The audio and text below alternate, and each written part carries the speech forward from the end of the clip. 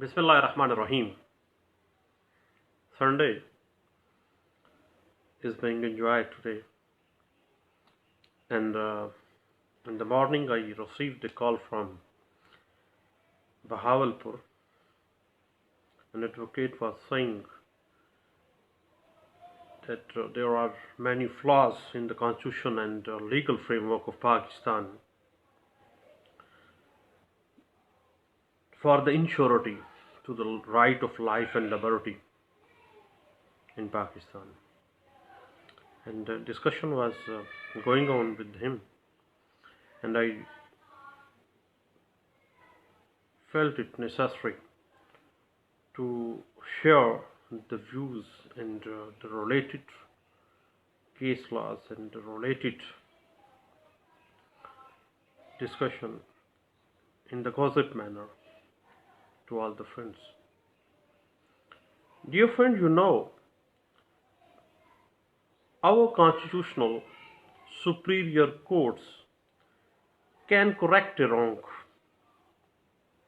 in the exercise of their constitutional judicial powers. High courts of all the provinces are empowered under Article 199 of the Constitution of Pakistan 1973. And August Supreme Court of Pakistan is empowered in the case of public importance under Article 184 to correct any wrong for the public importance, for the public interest. Dear friends, in the criminal law, certain precautionary measures are there for ensuring security of the right to life and liberty of a person in Pakistan. There are some rules of evidence which exclude the admissibility of confession made before or in presence of police officer or police upper level officer or lower level officers.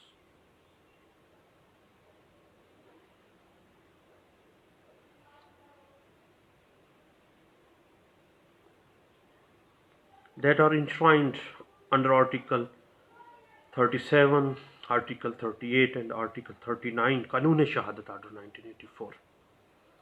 And any type of admission, any type of extrajudicial confession before the police or under the public functionaries, nothing else, no more, not admissible. And Qanun-e-Shahadat Order 1984 supported. Settled principle under Article 39, Article 38 and Article 39 Qanun-e-Shahadat Order 1984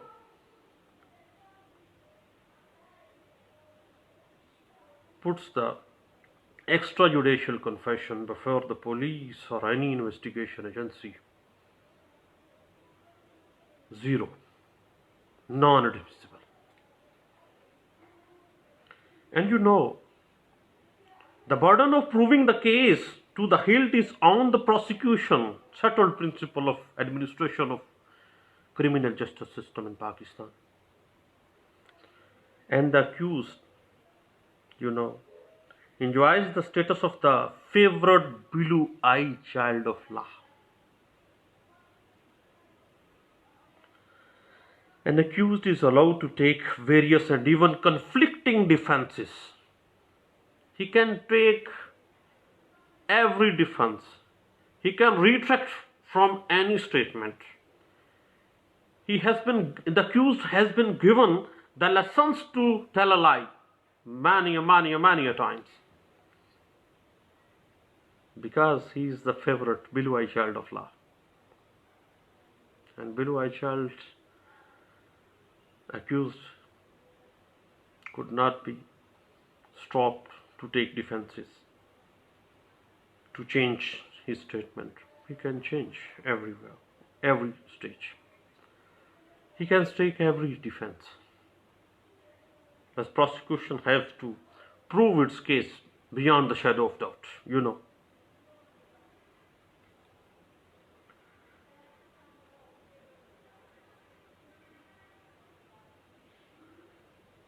And it is considered obligation of court, you know, to extend the benefit to accused if it finds any type of reasonable possibility of innocence of accused that is discernible from record, even if not pleaded. Even the double protection of innocence, presumption of innocence, is awarded to the accused person. The rule about presumption of innocence of the accused and extension of the benefit of doubt to him is meant to protect the right of life and liberty against the motivated encroachments upon and undue loss of life and liberty of an accused person. In Pakistan, a friend of mine, which I have learned, he was saying that in Pakistan, being an accused is more beneficial than to be a complainant. This notion has been interpreted in Muhammad Sharif versus Muhammad Javed alias Jeda Teldi and other 5 others in PLD 1976, Supreme Court of Pakistan, page 452.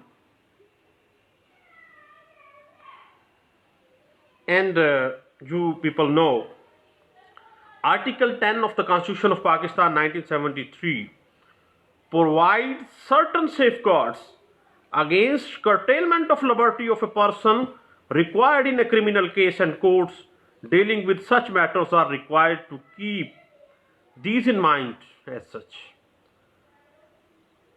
All are equal before law, equality before law. That has been interpreted in the Rehan case, Rehan versus the state, reported 2009 SCMR, page 181.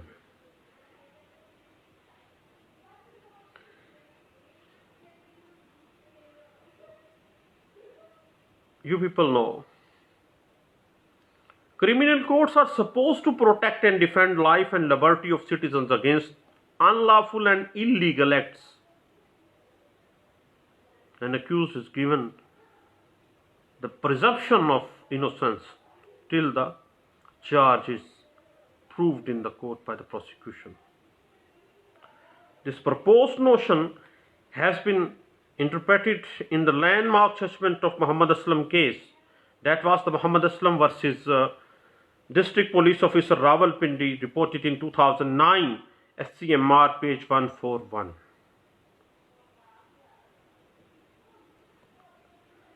And dear friends, you know, if a person is detained in either illegal or improper custody, writ of habeas corpus under Article 199 is available in the High Court of that province. Besides all this, provisions of Section 491 CRPC, Code of Criminal Procedure 1898, gives such a power to the session judge in a district. Similar provisions may be found in Section 100 and Section 552 of the Criminal Procedure Code 1898. Out of these proceedings and remedies that under Section 100 CRPC lies with the magistrate, which means that remedies against the action determinantal to the right to life and liberty are available at every level of the hierarchy of the judicature in Pakistan, even at the magistrate level. Dear friends, you know, it is magistrate before whom an accused is produced within 24 hours of his arrest, and he is authorized to discharge the accused. If evidence against him is deficient, he can discharge. He has the power to discharge. He will not give any type of remand. And if he is giving the physical remand, he will have to describe the reasons behind allowing the physical remand. And it has been held by the court that in order to curtail liberty of a person by way of arrest in the criminal cases, there must be some incriminating material, and no person can be arrested automatically after registration of FIR against him. Even in 2019 and 2018, last year, I have read thousands of the different articles in the different magazines and different material that after FIR, unless incriminating material is not available, you can't arrest the accused person. If there is sufficient evidence, sufficient incriminating material against the accused, then you should arrest the accused. You know, Pakistan, Punjab police, Sindh police, KPK, Balochistan, all the police departments are following the police rules 1934. And police rule 1934, rule number 25.2 of the police rule 1934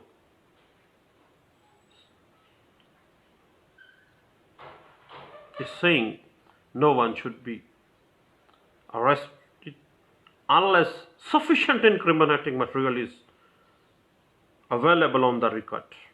Then he will be arrested. Otherwise, no arrest. You people know that has been interpreted in the Khizr Hayat case, a landmark case. I feel every criminal lawyer should study this landmark judgment. Khizr Hayat versus Inspector General of Police, Punjab, PLD 2005, Lahore High Court, page 470.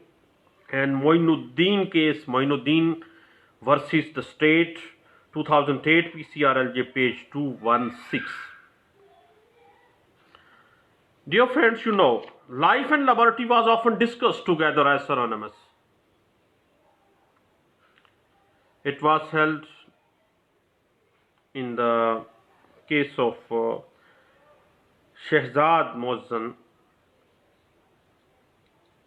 Any deprivation of liberty in the form of arrest in order to be legal must necessarily be preceded by some apparent incriminating material and proposed sufficient evidence on the record. Otherwise, no arrest. That has been interpreted in the Shehzad Moazzam and others versus the State, 2004, MLD, page 1541.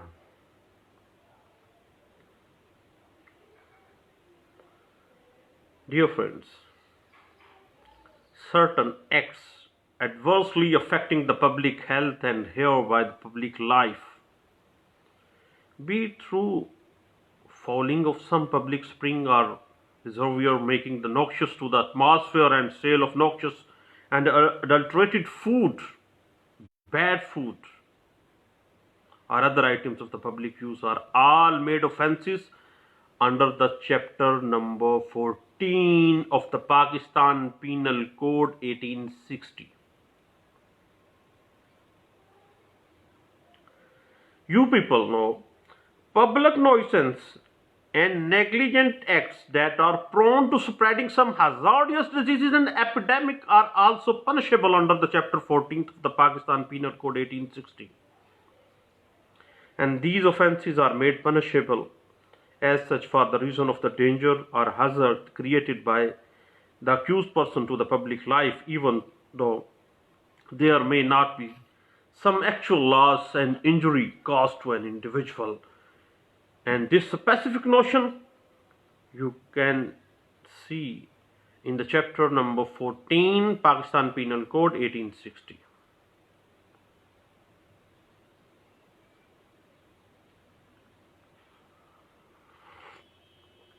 Dear friends, underlying purpose behind the chapter 14th of the Pakistan Penal Code 1860 is basically to protect the public life against the danger that some negligent acts, as enumerated in the chapter 14th of the PPC, may give rise to. That specific notion has been interpreted in a landmark judgment of Anjum Irfan, Mrs. Anjum Irfan case, Mrs. Anjum Irfan case versus Mrs. Anjum Irfan versus Lahore Development Authority, reported PLD 2002, Lahore High Court, page 555.